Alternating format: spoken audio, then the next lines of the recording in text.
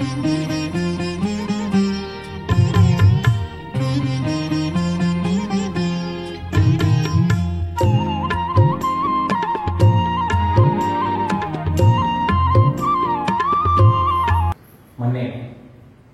ಒಂದು educational conference ಇತ್ತು.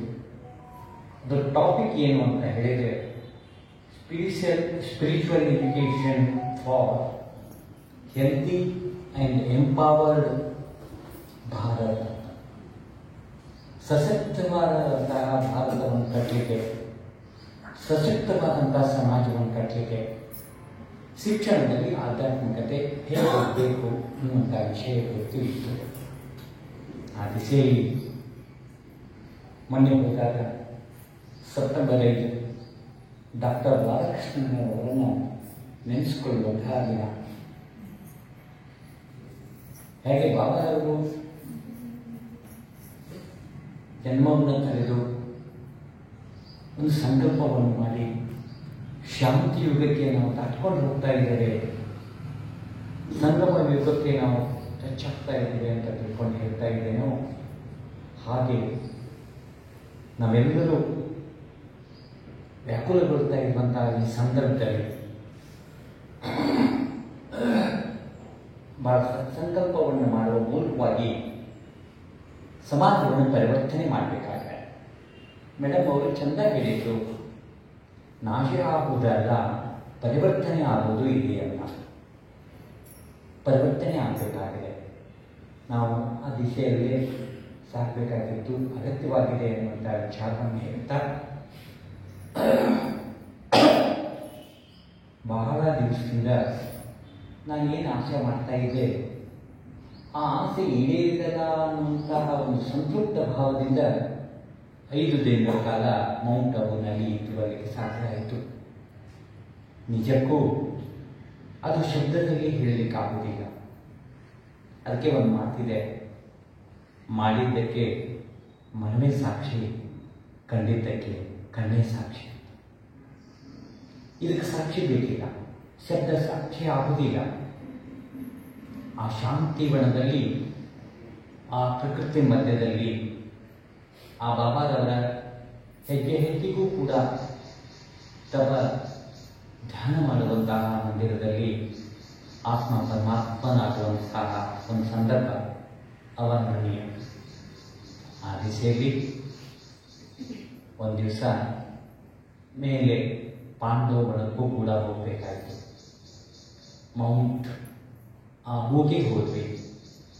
ಅಲ್ಲಿ ಬಾಬಾರವರು ಆ ಕರಾಚಿಯಿಂದ ಬಂದು ಆರಂಭದಲ್ಲಿ ಕುಟೀರ ಕಟ್ಟಿಕೊಂಡು, ಸಮೂಹ ಕಟ್ಟಿಕೊಂಡು ಸಂದೇಶವನ್ನು ಕೊಡುವಂತಹ ಜಾತಿಗೆ ಹೋದಾಗ ರೀತಿ ಬಹಳ ತೃಪ್ತ ಭಾವ ಅನ್ನೋದು ಅನಿಸ್ತು ಅಂತ ಅನಿಸ್ತದೆ. ಆ ದಿಸೆಯಲ್ಲಿ ನಮಗೆ ಸಂತೋಷ. ಇವತ್ತು ನಾವೆಲ್ಲರೂ ಹುಡುಕ್ತಾ ಇರೋದು ನೆಮ್ಮದಿಯನ್ನು. ಅಲ್ಲೇ ಎಜುಕೇಷನಲ್ಲಿ ಒಂದು ಸೆಮಿನಾರ್ನಲ್ಲಿ ಪ್ರತಿಯೊಂದು ಮಾತಿನಲ್ಲಿ ಇರೋದು ಮಕ್ಕಳು ಏನಾಗಬೇಕು ಅನ್ನೋದ್ರ ಬಗ್ಗೆ.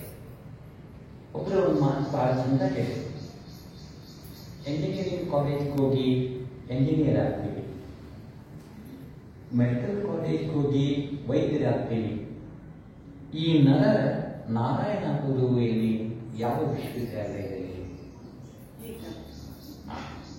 ಈಶ್ವರಿ ವಿದ್ಯಾಪೀಠ ಬ್ರಹ್ಮಕುಮಾರಿಯಲ್ಲಿ ನರ ನಾರಾಯಣನಾಗುವಂತಹ ಪರಿವರ್ತಿಸುವಂತಹ ಶಕ್ತಿ ಇದೆ. ಇಲ್ಲಿ ಎಲ್ಲಿಯೂ ಕೂಡ ಕೊಡುವುದಿಲ್ಲ, ಪಡೆಯುತ್ತಿಲ್ಲ. ಎಲ್ಲಿಯೂ ಕೂಡ ಹಾಗೆ ಹೀಗೆ ನಾನು ನೀನು ಅನ್ನುವಂತಹ ಒಂದು ಅಹಮಿಕೆ ಎನ್ನುವಂಥದ್ದು ಇಲ್ಲ. ನಾವು ನಮ್ಮನ್ನೇ ನಾವು ತಿಳಿದುಕೊಳ್ಬೇಕಾಗಿದೆ, ನಮ್ಮನ್ನು ನಾವು ಅರ್ಥ ಮಾಡಿಕೊಳ್ಬೇಕಾಗಿದೆ, ನಮ್ಮ ಒಳಗೆ ನಾವು ಇಳಿಬೇಕಾಗಿದೆ. ನಮ್ಮೊಳಗೆ ನಾವು ಇಳಿಯುವ ಮೂಲಕವಾಗಿ ನಮ್ಮಲ್ಲಿರುವಂತಹ ಶಕ್ತಿಯನ್ನು ಪ್ರಕಟ ಮಾಡುವ ಮೂಲಕವಾಗಿ ನರ ಹೋಗಿ ನಾರಾಯಣನಾಗುವಂತಹ ಶಕ್ತಿಯನ್ನು ಹೊಂದಿದ್ದೇ ಕರೆಯಾಗುತ್ತಾದರೆ ಅದು ಬಾಬಾದ ಮುರುಳಿಯಲ್ಲಿ ಇದೆ, ಬಾಬಾದ ಸಂದೇಶದಲ್ಲಿ ಇದೆ. ಹಾಗಿರುವ ಕಾರಣಕ್ಕಾಗಿ ಬಹಳ ಸಂತೋಷ. ನಾನು ಶಿಕ್ಷಣ ಇಲಾಖೆಯಲ್ಲಿ ಸುಮಾರು 30-35 ವರ್ಷಗಳ ಅಭ್ಯಾಸವಾಗಿ ಬಂದೆ.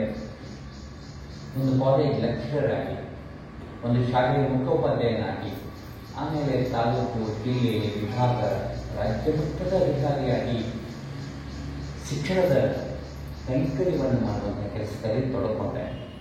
ಹಾಗಾಗಿ ನನಗೆ ಬಿಡುವಿಲ್ಲದಂತಹ ಆ ಅವಧಿಯಲ್ಲಿ ಮೌಂಟ್ ಅಬೂಗೆ ಹೋಗ್ಬೇಕನ್ನುವಂಥ ಒಂದು ಸಂಕಲ್ಪ ಆಗಿತ್ತು.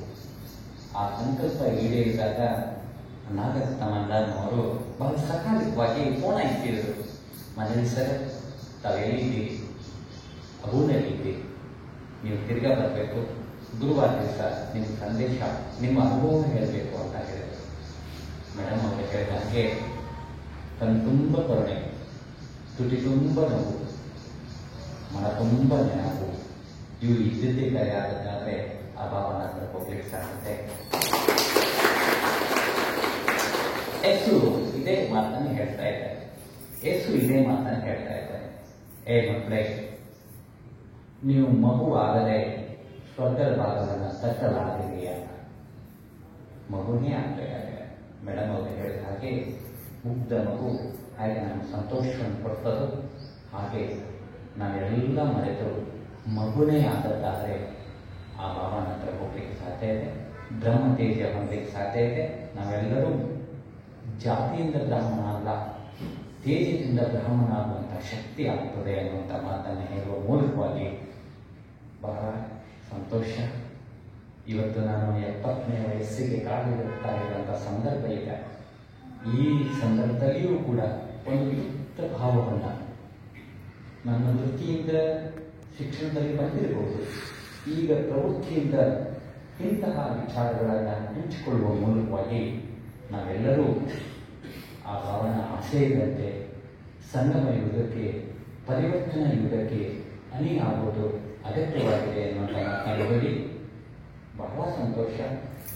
ಮೇಡಮ್ ಅವರು ಬಹಳ ಪ್ರಿಯವಾದಂತಹ ಮಧುರವಾದಂತಹ ಸುವಾರ್ತೆಯನ್ನು ಹೇಳುವಂತಹ ವಿಚಾರದಲ್ಲಿ ನಮ್ಮ ಹತ್ತಿರವೇ ಇದ್ದಾರಲ್ಲ, ಅದು ಮಕ್ಕಳು ಕೊಡದಲ್ಲೇ ಇದ್ದಾರಲ್ಲ ಅನ್ನುವಂಥದ್ದೇ ಅಂತ ಸೌಜನ್ಯಶೀಲರಾದಂತಹ ನಾಗರತ್ನ ಮೇಡಮ್ ಅವರಿಗೆ ನಾನು ಹೃದಯಪೂರ್ವಕ ಅಭಿವಂದನೆ ಹೇಳಿ 2 ಮಾತಿಗೆ ವಿರಾಮ